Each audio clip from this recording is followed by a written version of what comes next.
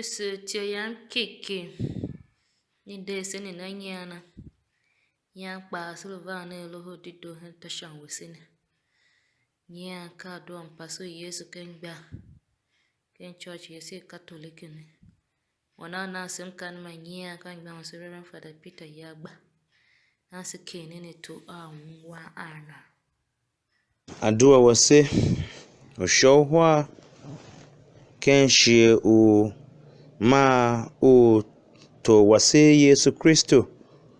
Mezaya o wasinam henu dido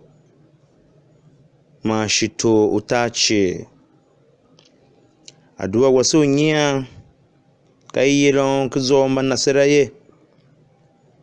Epiphany man iti Epiphany kuzo umba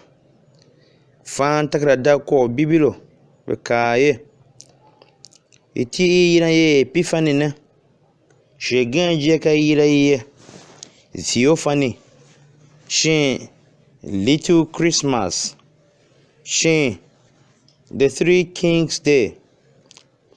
akana chi obute oa bakazo TV ko olondi gende so ikaye iti Epiphany ne duwe kakezo o mbagrika kayira ye kay Epiphania njana ye ko duwen kan gba shacho unagne mi shashe ase a machina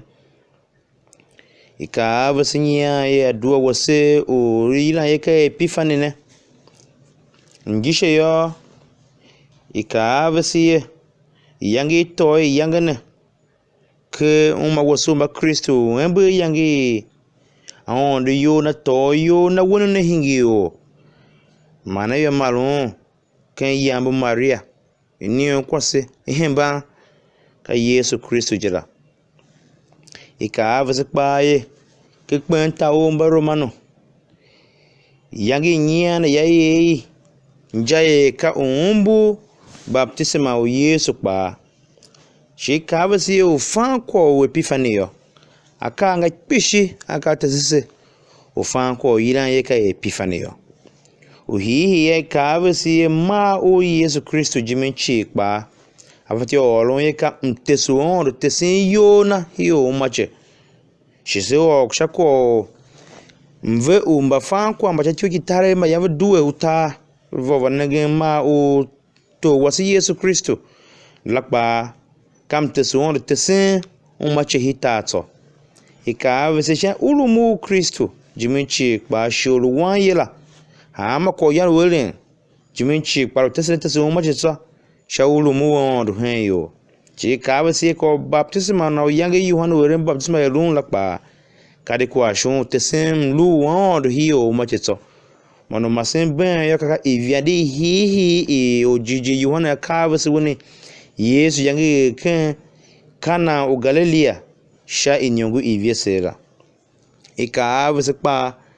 kan ko orono hi o ke profeti Isaiah akabasi mo sha taywange sha chonyi inyenge mi ye hondo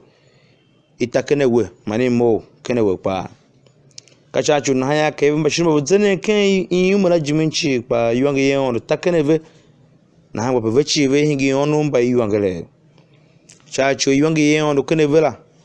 o mo pa na glad ne ki me ga sha chonyi ve ne jiji kre hondo mavulumba yemba mimi ba hondo yo pa vechi ve adzene ken iwange iye ondo ka takra dawo profeti Isaiah tio akunde ata ohivio mo zanzan oki atrata ajela yemen ke ko iwange pa ka oronse duwe o ba fam ko do tio gitare ma isha hemve o yemen hempe ima wan kuna Yesu Kristo tio mo ondo vande oron kwana hi Maria ngona je iru ajiro kunu yagala maron yoshe o tiom ne pa duza hemba kuraire adatesive ulumu Yesu shia ove kwa shamdu Kristo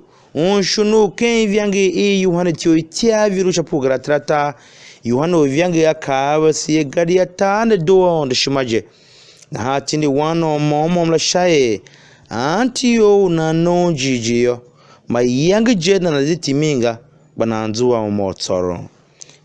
ma Yesu Kristo ken ga o Bethlehem ken Judea yo ikava se lo shio ken chio yange Herude yan lo toyo na kai ma fa kwa va do cha tare vaki Jerusalem sho we na we nenge wan kunda we nenge urumondo we nenge aondo shunu we to yorio shachu unevona watuma avasine ba Herude yange luwa iyo machagla luwe shiki ondo nenge ne urumondo gayo unnenge ondo shun nenge urumondo ne wusu yo hide luwa ishima ibo shachu ne no wuwa wane ba ondo ahumbo kachi shintane shi femba mhe ase kuwa aka asru mi kenem ye kpayo aka mbafa ku amba ya mayenga jevu dikla hiden zan he Herode gasha chonye ukere wana yako yange nyane ecclesia du ive shachi wase ukana vesie awon yo na tsuwa yo na hingu ye gbawo macheyo anase aka chi shachonye hi shebeta je onlu so ye o mache ya changa o mache so ne ya chan hanji minchi pa aondo tsuwa yona o mache va so yo na luye ka ondo aondo gbinde ondo chachuru no guna luye ondo luna ha pa kunya koro na o mache shima vion shahihira bakay masu jeme ya atinde wana Yesu Kristo chacho wa posha tran kon chacho waranse o mache chacho fujo uzuwan shi yana yo chiyage nyane ecclesia tsuwa yangne gba eve shachi wase ombo se aondo gutesen yo na henevese ma ken iyo ya tesen henevese ne ka ken wana Yesu Kristo ka ya ngishe lamne vese sha prophetic by ka vese nyayo gulam awan klevese hen wana Yesu Kristo manam kana ma Yesu Kristo henevese ya ka vese tere on wasaka te tsuanje te on wa dosa shima hama koslo michi mando masin ben yo oruna wendo avese pa na dosa shima se ayuro asna ha se renam sehena on te humbanchi je yangi tese ulu nane Yesu Kristo va to yorio hayo nanya ayetumondo abe hidda kolondo se pa ba Kristo se umbu ne yangi nyana onda pasim luna henevese ha se pa se to ne yo nane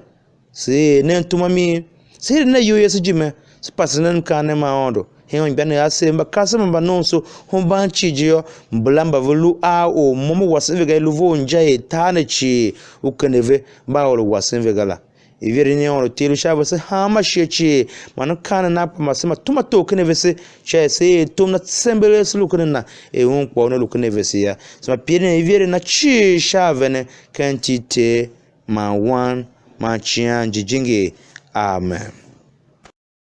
So ne chiyo vol ne to vese nyane